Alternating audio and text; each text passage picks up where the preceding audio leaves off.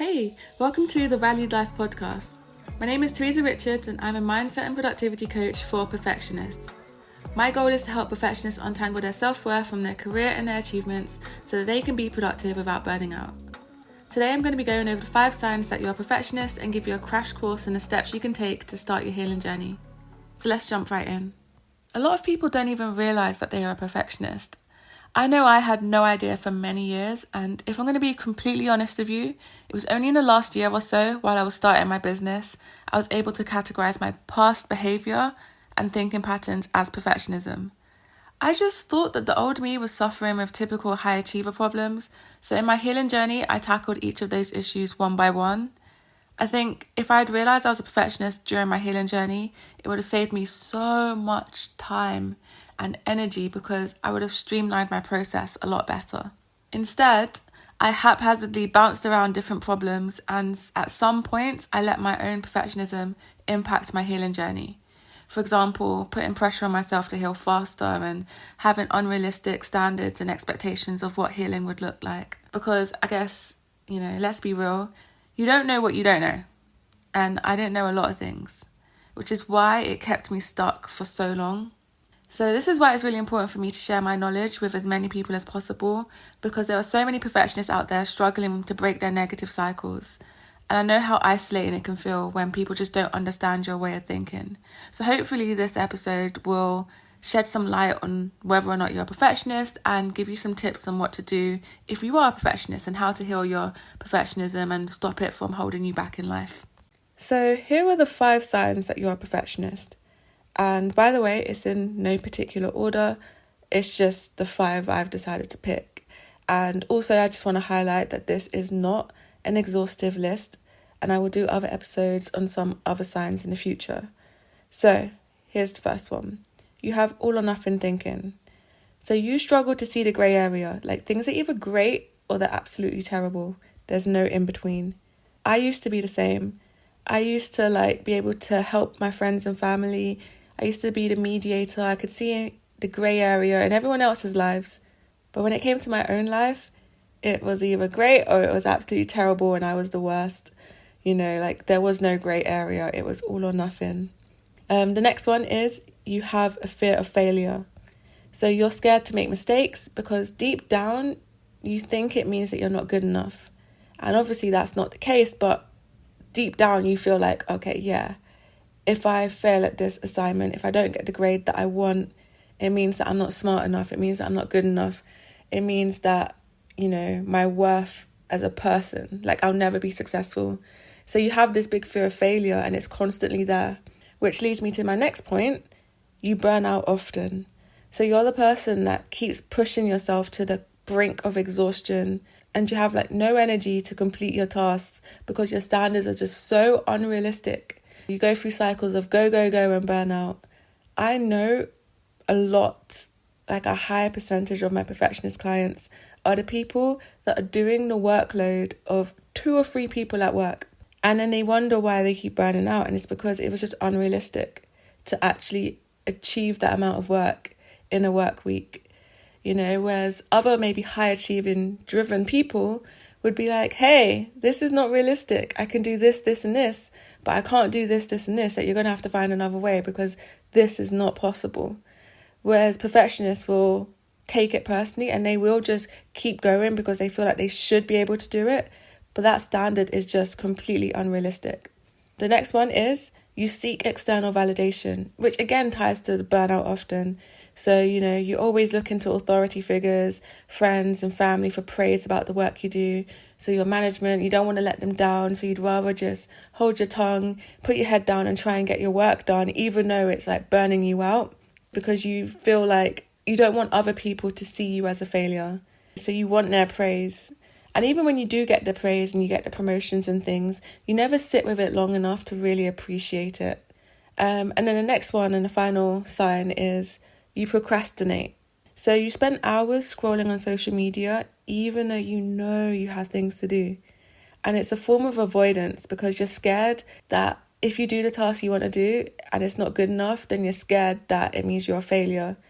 So you'd rather just leave it to the last minute until you're forced to get it done. And again, it all ties together with like burning out and all or nothing thinking and things like that. So if you find yourself nodding along to these 5 things, then congratulations, you are a perfectionist. Self-awareness is the first step in your healing journey, so well done for ticking off the first checkbox.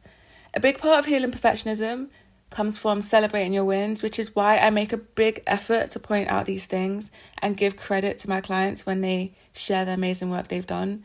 So, the fact that you've identified that you're a perfectionist, like, you've done more than I did when I started my healing journey. So, give yourself a pat on the back.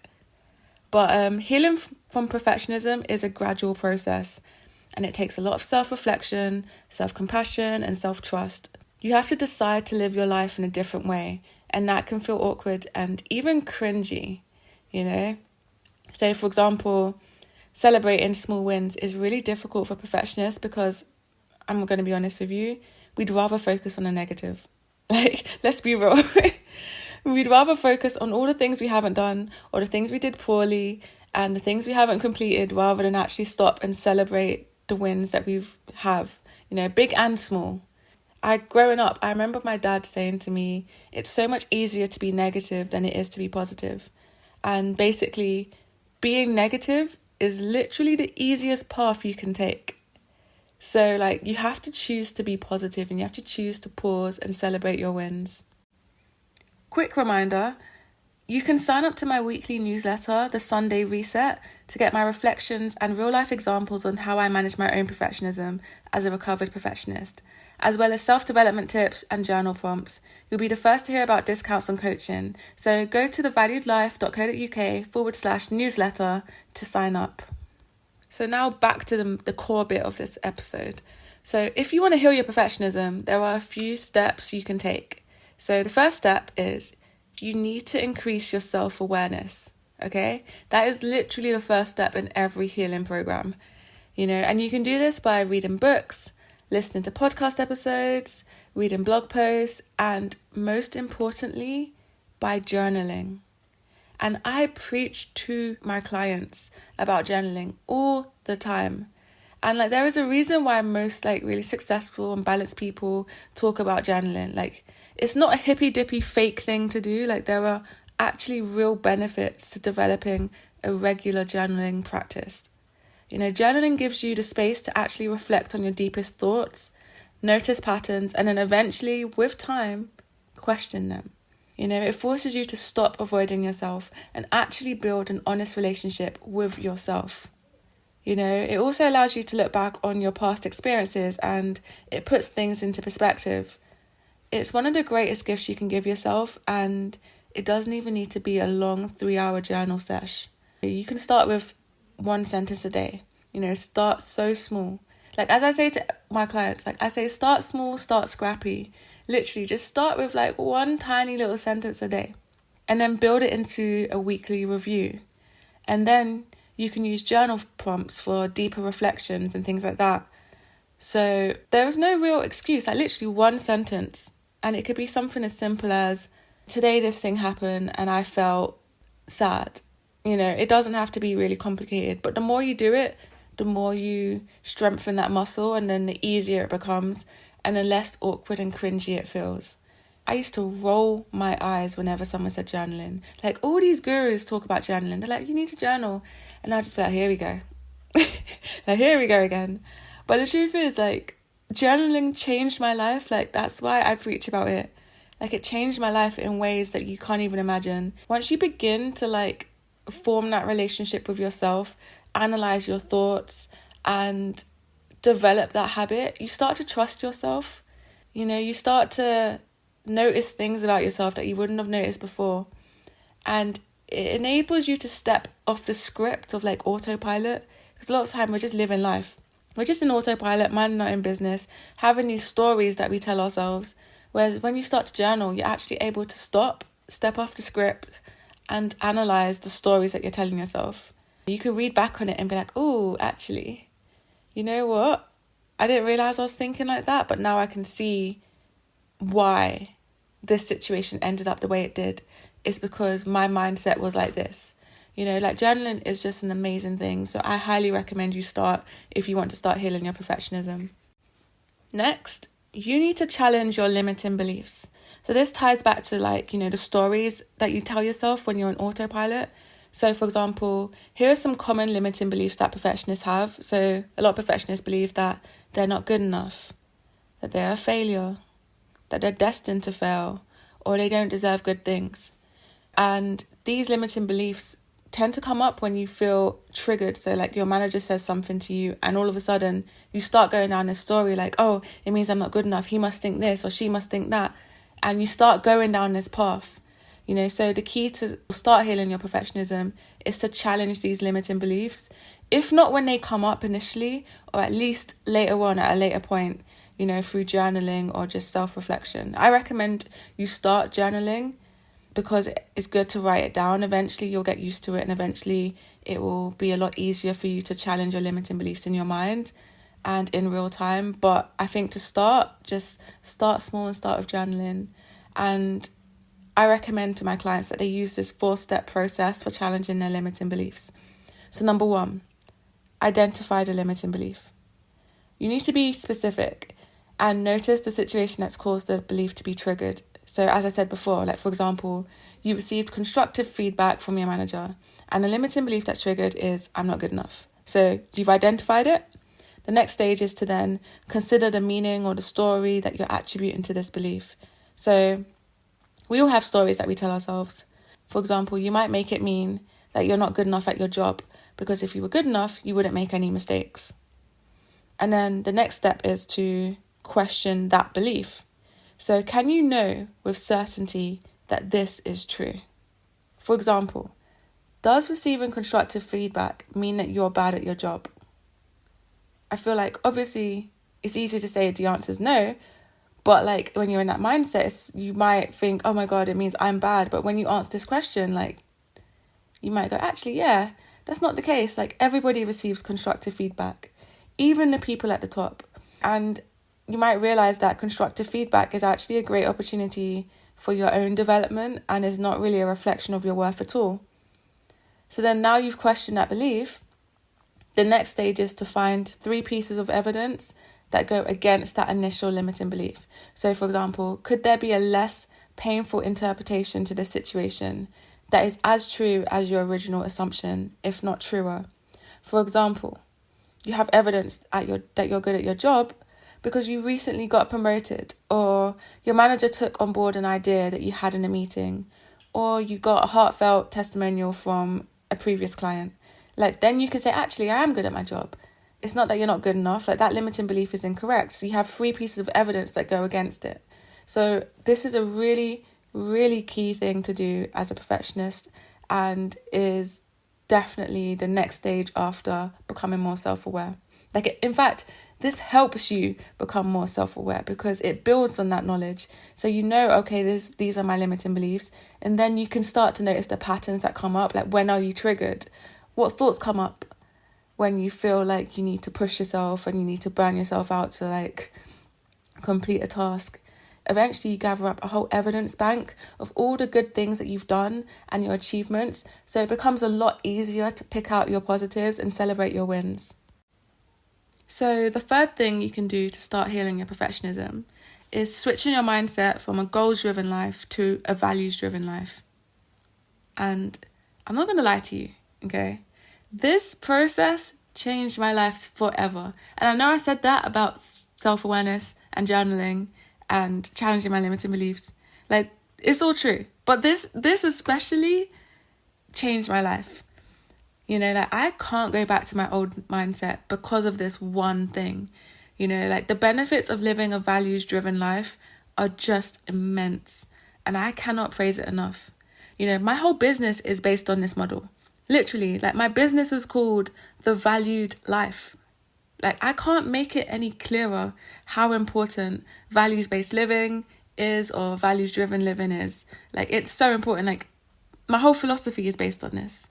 And yes, by the way, I will switch between using values-based living and values-driven life a lot, so don't call me out on it. And the main reason for that, is because values-driven living sounds like a tongue twister. You try saying it over and over again and see how difficult it is. But, so yeah, like, I say both and just deal with it. But anyway, values-based living is basically about aligning your goals to your values rather than just chasing goals for the sake of it. For example, instead of automatically accepting a promotion because it is the socially acceptable thing to do, you check in with yourself. You check in with your values and you figure out if this promotion brings you closer to your values or further away from your values. For example, if spending time with your family is important, then you'd consider if the extra money from the promotion is worth the cost of spending less time with your family. It's not a clear-cut thing. So, for example, if your life is very goals-driven, then you'd automatically accept the promotion because you've conquered the next milestone, like amazing. But when your life is much more values-driven, you think, what does success actually mean for me? Is it the money? Is it, spending time with family? Is it showing up with integrity? Like, it's whatever success means for you, but you get to check in with yourself and decide that. And sometimes living a life in alignment with your values means that you make decisions that are right for you and fulfill your heart and your mind, but may not make sense to other people. And that's okay, because this is literally your one life. Because at the end of the day, life is for living. And I know when I was deep in my perfectionism, my life constantly felt like a sacrifice for a future that wasn't guaranteed. So I was always chasing the next goal and the next goal and the next goal, never feeling satisfied. And now when I make decisions, I make sure that they are in alignment with my values. And when I do that, I feel so content and I never feel like I'm sacrificing myself. I understand that there aren't necessarily bad decisions. You're just picking one trade-off over another. And making a decision is a lot easier when you know what your values are. You know exactly how you want to show up in the world.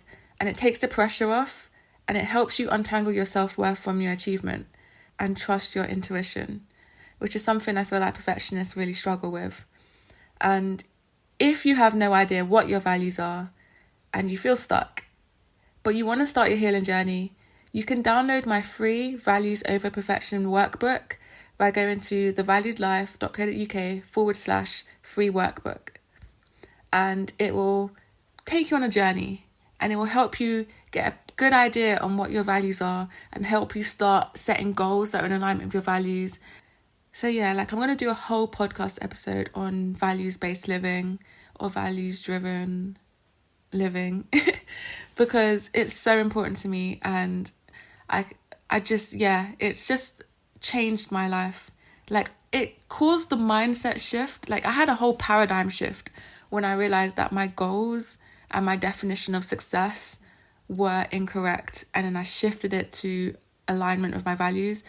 I can't even explain. It's like my brain fired new neurons and new connections. And honestly, I felt like Thanos when he got the golden glove and all the jewels were in place and he was supercharged. That was me. I was like, oh, I see life differently now. So I really recommend it. Sorry if you're not a Marvel fan. My bad. But before we go, the quote of the week is by Brené Brown. And it is, understanding the difference between healthy striving and perfectionism is crucial to laying down the shield and picking up your life. I love that quote. I also highly recommend her book, Daring Greatly. And it's all about embracing vulnerability. And I read that whilst I was on my healing journey. And it really helped me become more self-aware. And it allowed me to sort of put some of my guard down, and really think about vulnerability in a different way. So I highly recommend it. If you enjoyed this podcast episode, please rate it because it lets me know that you found this information that I'm sharing helpful, and hopefully more perfectionists can find this resource. And remember, life is for living.